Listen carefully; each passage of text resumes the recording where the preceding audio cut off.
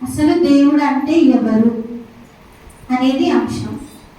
అయితే దేవుడు అనగా సృష్టికర్త. దేవుడు అంటే సృష్టికర్త. ఈ సృష్టిని సృష్టించిందంతా దేవుడే. ఆ దేవుడు ఎవరు అంటే యెహోవా. మన బైబిల్ గ్రంథంలో యెహోవానే సృష్టిని సృష్టించాడు అని ఎంతో స్పష్టంగా వ్రాయబడి ఉంది. ఆది కాండము 1వ అధ్యాయము 1వ వచనం ఎవరైనా చదివి సహాయపడాలి. ఆదియందు దేవుడు భూమి ఆకాశములను సృజించెను. చాలు. ఆదియందు దేవుడు భూమి ఆకాశములను సృజించెను అంటే దేవుడు అంటే ఎవరు అని అంటే మనకి తండ్రి, కుమారుడు, పరిశుద్ధాత్మ అని చెప్పేసి త్రియేక దేవుడు అని చెప్పేసి అంటాం కదా. దాంట్లో తండ్రి అయిన దేవుడు అంటే యెహోవా.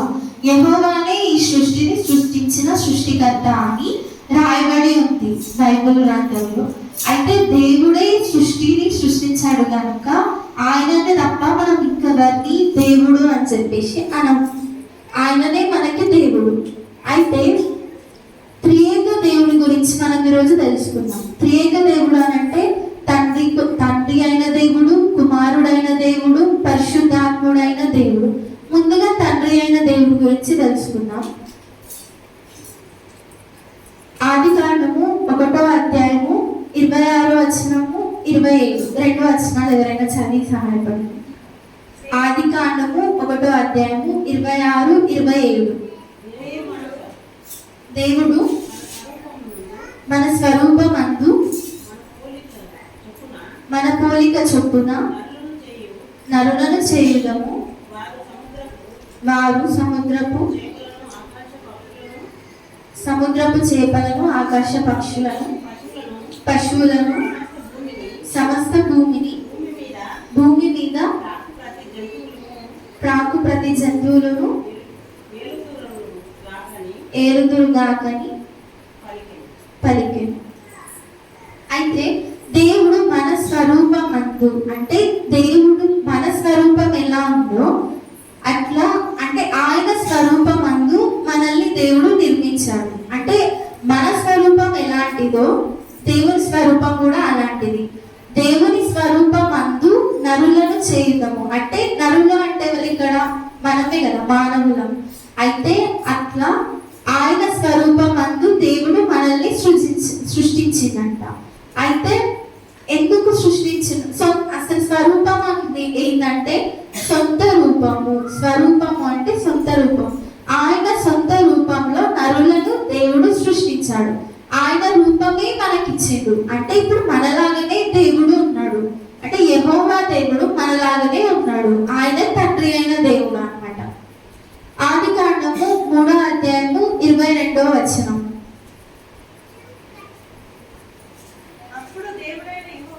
అప్పుడు దేవుడైన యెహోవా ఇదిగో మంచి చెడ్డలను ఎరుగునట్లు ఆదాము మనలో ఒకని వంటివాడాయను. అప్పుడు దేవుడైన యెహోవా ఇదిగో మంచి చెడ్డలను ఎరుగునట్లు ఆదాము మనలో ఒకని వంటి వాడాయను. ఆదాము మనలో ఒకని వంటి వాడు అంటే నరులలో ఒకని వంటి వాడు. ఆయన స్వరూపం కూడా మనలాంటిదే. ఆదాము అంటే ఎవరు? నరుడే కదా. దేవుడు సృష్టించింది ఫస్ట్ ఎవరిని? ఆదాముని. అంటే నరులను చేద్దాము అన్నప్పుడు ఆదాముని ఫస్ట్ చేసిండు. ఆయన స్వరూపం అనే నరులందరూ వచ్చిండ్రు. అయితే అప్పుడు దేవుడైన యెహోవా, ఇక్కడ దేవుడు అని ఎవరిని అంటున్నాం మనం? యెహోవా అని అంటున్నాం. యెహోవా అని అంటే ఎవరు? తండ్రి అయిన దేవుడు. దేవుణ్ణి తండ్రి అయిన అంటే దేవుడు త్రియేక దేవుడు కదా, తండ్రి, కుమార, పరిశుద్ధాత్ముడైన దేవుడు. అయితే తండ్రి అయిన దేవుడు ఎవరు ఇక్కడ అంటే యెహోవా అయిన దేవుడు. అంటే దేవుడైన యెహోవా మంచి చెడ్డలను ఎరుగునట్లు అంటే మనం మంచిదేదో చెడ్డదేదో ఎరిగిలాగున ఆదాము మనలో ఒకని వంటి వాడాయను అంటే నరులలో ఒకని వంటి వాడాయను. ఇప్పుడు మనం సృష్టించింది ఎవరు? దేవుడైన యెహోవా. దేవుడైన యెహోవానే తండ్రి అయిన దేవుడు. అయితే ఆది కాండము 11వ అధ్యాయము 6-7 వచనము. అప్పుడు యెహోవా ఇదిగో జనము ఒక్కటే, వారందరికీ భాష ఒక్కటే. వారు ఈ పని ఆరంభించి ఉన్నారు. ఇక మీదట వారు చేయదలుచు ఏ పని అయినను చేయకుండా వారికి ఆటంకమేమీ ఉండదు.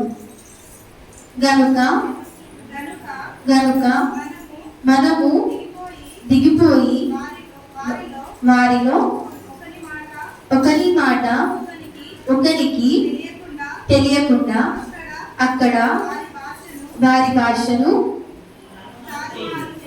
తారుమారు చేయదము రంటని అనుకొని. అయితే యెహోవా ఆజ్ఞాపించింది ఏంటంటే, దేవుడైన యెహోవా ఆజ్ఞాపించింది ఏంటంటే, జనము ఒకటే, వారి భాష ఒకటే. అది ఇప్పుడు దేవుడైన యెహోవా నరులను సృష్టించినప్పుడు నరులందరి భాష ఒకటే, జనమంతా ఒకటే. అయితే జనం ఒకటే, భాష ఒకటే అయినప్పుడు దేవుడు కూడా ఒక్కడే.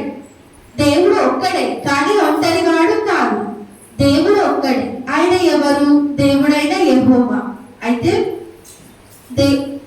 దేవుడైన యెహోవా తప్ప ఇంకెవరు మనకు దేవుడు లేరు. అవునా కాదా? అవును కదా. దేవుడైన యెహోవా తప్ప మనకి ఇంకా ఏ దేవుడు లేరు.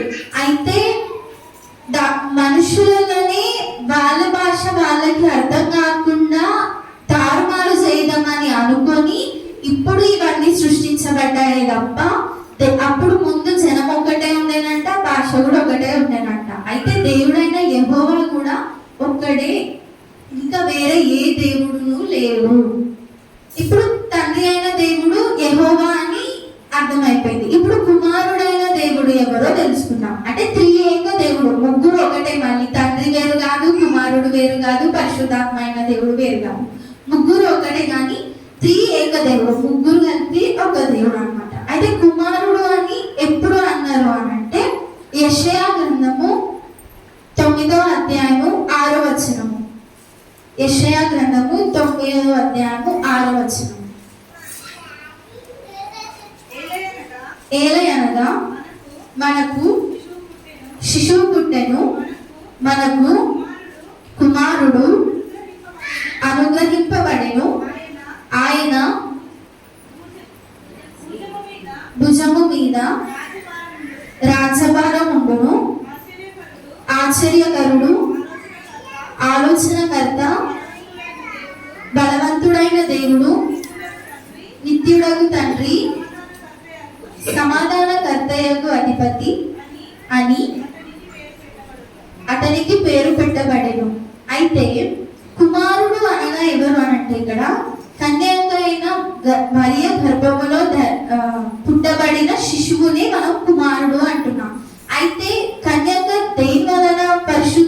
పరిశుద్ధాత్మ వలన గర్భము ధరింపబడి శిశువుని కన్నది. అయితే అది పాపపు సంతానము కాదు. నరులంతా మానవులంతా పాపపు సంతానమే. కానీ కన్యకు మరియకు మాత్రమే పరిశుద్ధాత్మ వలన గర్భము ధరింపబడి ఆమె ద్వారా శిశువును మనకు అనుగ్రహింపబడేను. ఎందుకనంటే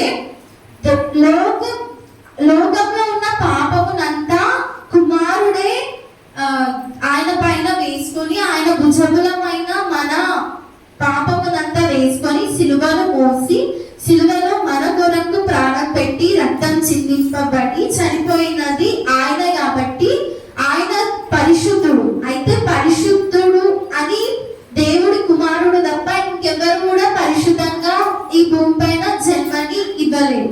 అయితే పరిశుద్ధాత్మ వలనే కన్యకు మరియకు దేవుడు కుమారుడైన దేవుడు పుట్టెను. అయితే యెషయా గ్రంథము 7వ అధ్యాయము 14వ వచనం. యెషయా 7:14. కాబట్టి ప్రభువు తానే యొక్క సూచన మీకు చూపును, ఆలకించుడి.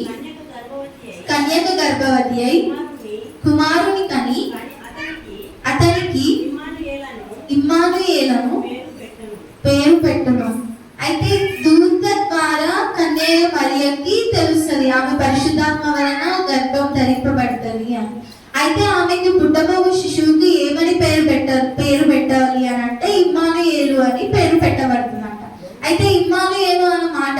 ఏంటి అర్థం అని అంటే దేవుడు మనకు తోడు అని అర్థం. అయితే ఇమ్మానుయేలు అని పేరు ఇమ్మానుయేలు అనే పేరు ఉంది. ఇంకా ఇక్కడ యెషయా 9:6లో ఆశ్చర్యకరుడు, ఆలోచనకర్త, బలవంతుడైన దేవుడు, నిత్యుడగు తండ్రి, సమాధానకర్తయగు అధిపతి అని ఇన్ని పేర్లు మనం కుమారుడికి దేవుడు పెట్టబడింది. అయితే కుమారుడికి దేవుడు పెట్టబడిన పేర్లు ఇవన్నీ. ఆలోచనకర్త అంటే ఆలోచనకర్త, కర్త అంటే ఏంటి అంటే చేయబడ్డ సృష్టికర్త, సృష్టిని సృష్టించిన వాడిని ఏమంటాం? సృష్టికర్త.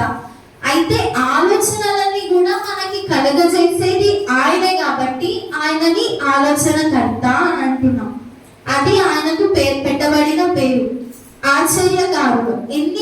కుమారుని ద్వారా యెహోవా కుమారుని ద్వారా ఈ లోకానికి పంపించి ఎన్నో అద్భుత కార్యాలు దేవుడు చేసిండు. కుమారుడైన దేవుడు ఈ లోకం పైన ఎన్నో అద్భుత కార్యాలు చేసిండు.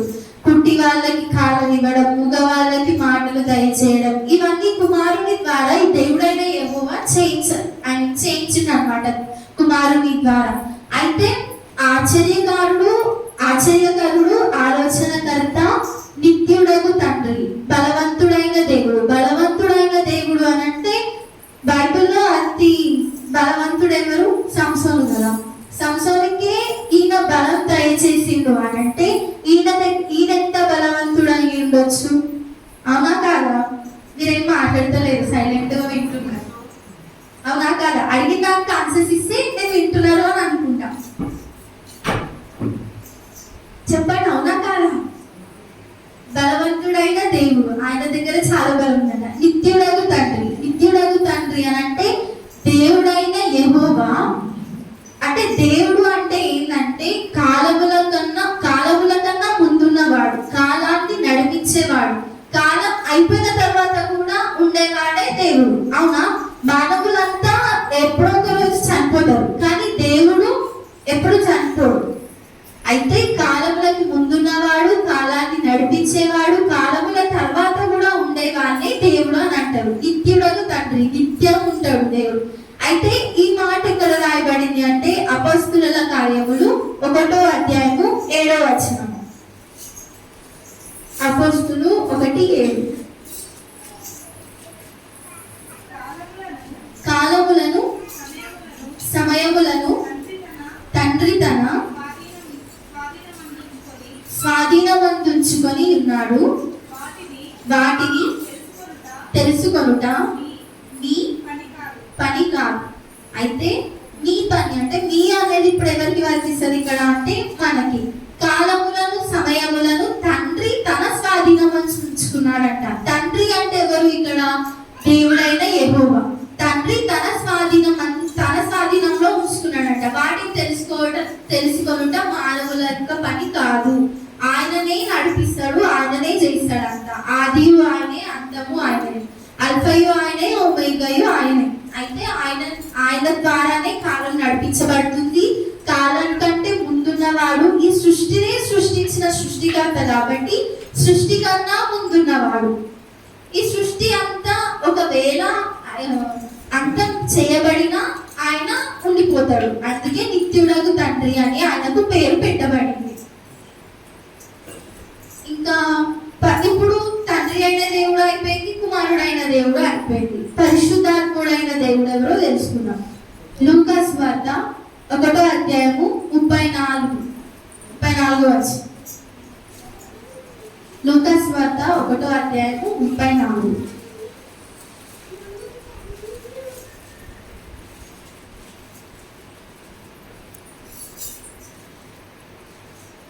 లూకా 1:34. అందుకు మరియా నేను పురుషుని ఎరుగని దానిని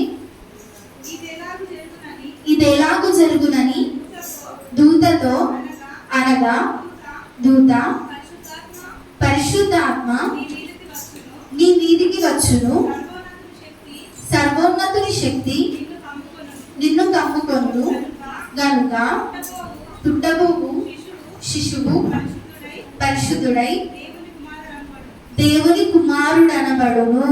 అయితే మరియకి పరిశుద్ధాత్మ వలన కుమారుడైన దేవుడు జన్మించాడు. అయితే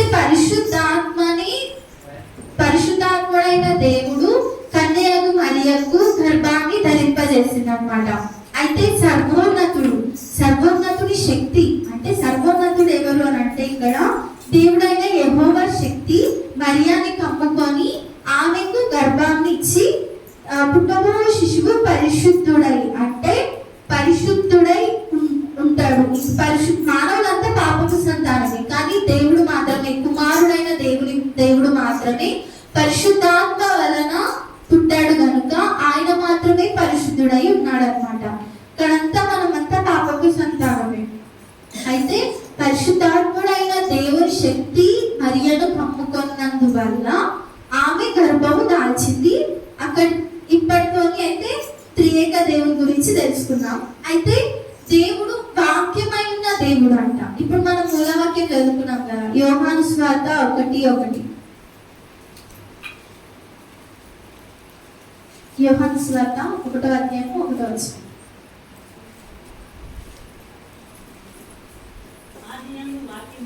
ఆదియందు వాక్యం ఉండెను, వాక్యము దేవుని యొద్ద ఉండెను, వాక్యము దేవుడై ఉండెను.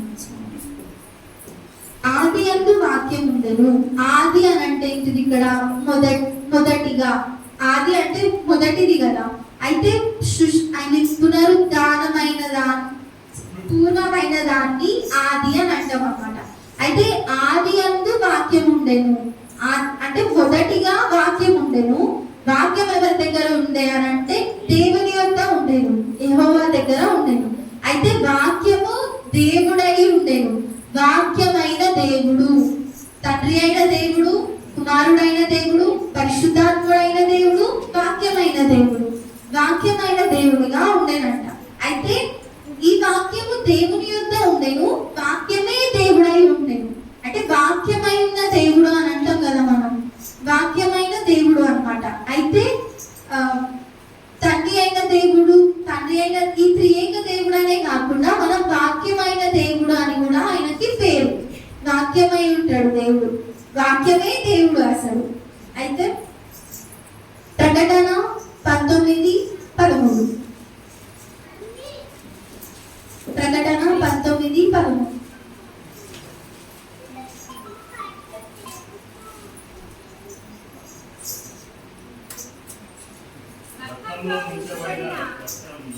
రక్తములో ముంచబడిన వస్త్రము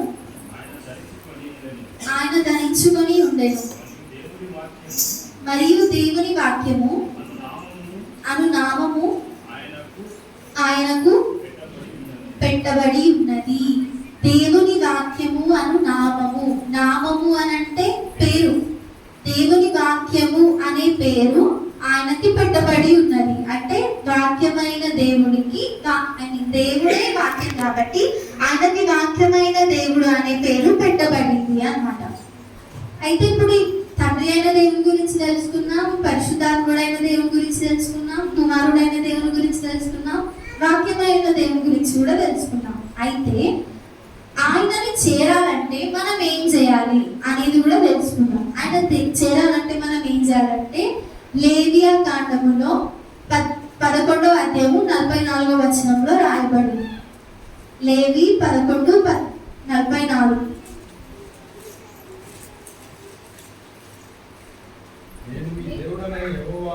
నేను నీ దేవుడైన యెహోవాను, నేను పరిశుద్ధుడను గనుక మీరు పరిశుద్ధులై ఉండునట్లు మిమ్మును మీరు పరిశుద్ధపరచుకొనవలెను. మన దేవుడైన యెహోవా ఎంతో పరిశుద్ధుడు. అయితే ఆయన వలె మనం కూడా పరిశుద్ధముగా జీవించి ఆయననే మన సొంత రక్షకుని వలె అంగీకరించి ఆయనలో విశ్వాసం ఉంచి ఆయన వలె మనం కూడా పరిశుద్ధంగా ఉంటే తండ్రి అయిన త్రియేక దేవుని మనం చేరుకుంటాం అన్నమాట. ఆయన లాగానే మనం పరిశుద్ధంగా జీవించాలి. లోకంలో లోకాశలను విడిచిపెట్టి ఆయనని వెంబడించి ఆయనలోనే జీవించి ఆయనలోనే విశ్వసించి ఆయననే మన సొంత రక్షకుడిలాగా అంగీకరించి రక్షణ పొంది ఆయనలోనే జీవిస్తే మనం ఆయనని ఈజీగా చేరుకుంటాం. ఆయన చేరేది చాలా ఇరుకు మార్గం అన్నమాట. ఇట్లా విశాలంగా ఉండదు. ఆ ఇరుకు మార్గం గుండా పయనించి ఆయనను తెలుసుకొని ఆయనలో ఉంటే మనం ఆయనను చేరుకోగలుగుతాం. ఎన్నో కష్టాలు వస్తాయి, ఎన్నో ఇబ్బందులు వస్తాయి, వాటన్నిటిని అధిగమించి ఆయనలోనే జీవించి మధ్యలో క్విట్ అయితా అంటే మళ్ళీ ఉండదు. అందుకే ఆయనలోనే ఉండాలి, పూర్తిగా ఆయనలో నీలమైపోవాలన్నమాట. అయితే కానీ మనం పరలోక రాజ్యం చేరము. అయితే పరలోక రాజ్యం చేరాలంటే మనం నీతిగా జీవించాలి. ముందు ఎన్నో ఆత్మలు నశించిపోతున్నాయి. వాటిలో ఒక్కదాన్నైనా మనం రక్షించి ఆయన దగ్గరికి చేర్పిస్తే దేవుడు ఎంతో మన ద్వారా కృప పొందుతాడు, మనకు కూడా ఎంతో ఆశీర్వాదం దయచేస్తాడు. అయితే చివరిగా యోహాను సువార్త 14వ అధ్యాయము 6వ వచనం, ఇది ఒకటి చెప్పి నేను ముగించేస్తాను. యోహాను 14:6.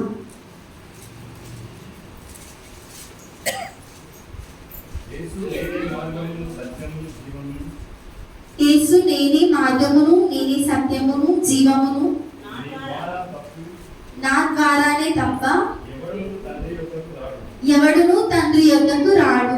అంటే ఆయనే మార్గము, ఆయనే సత్యము, ఆయనే జీవము, ఆయనే మార్గము. ఎక్కడికి మార్గము అని అంటే తండ్రి యొద్దకు చేరడానికి ఆయనే మార్గము. ఆయన ద్వారా తప్ప మనం ఇంకా ఏ మార్గం ఉన్నా కూడా దేవుని యొద్దకు, తండ్రి అయిన దేవుని యొద్దకు చేరలేము.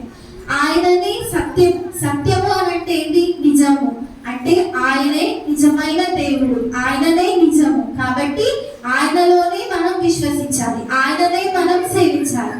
ఆయనే సత్యము, జీవము. జీవము అని అంటే ఏంటి? జీవము అని అంటే లైఫ్. అంటే ఆయననే మనకి జీవాన్ని దయచేశాడు, ఆయనే జీవము. కాబట్టి ఆయనలోనే మనం జీవిస్తే ఖచ్చితంగా పరలోక రాజ్యం చేరుతాము. ఆయనే నిజమైన దేవుడు, ఆయనలోనే మనం అందరం జీవించాలి. థ్యాంక్ యూ ఈ అవకాశం ఇచ్చినందుకు. ఒక పాట పాడుకుందాం అందరం లేచి నిల్చొని.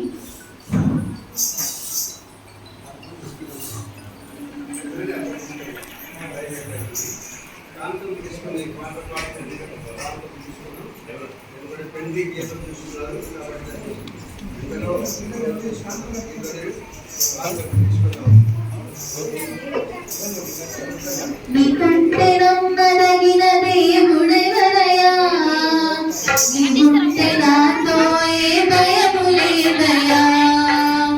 నీకంటే నమ్మదగిన దేవుడెవరయ్యా, నీకుంటే నాతో ఏ భయము లేదయ్యా. నీవు కొరకే అన్నీ జరిగించు యేసయ్యా, నీవు కొరకే ఆశీర్వాదము పొందుతానయ్యా. నీవు కొరకే అన్నీ జరిగించు యేసయ్యా, నీవు కొరకే ఆశీర్వాదము పొందుతానయ్యా. నీకంటే